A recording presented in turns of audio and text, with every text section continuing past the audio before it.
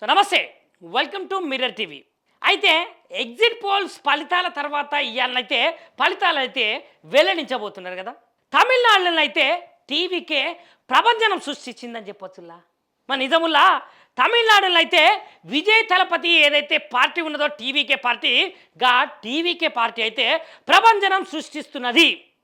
ఎందుకంటే ప్రస్తుతము అక్కడ టీవీకేనైతే ఆధిక్యం కనపరుస్తున్నది.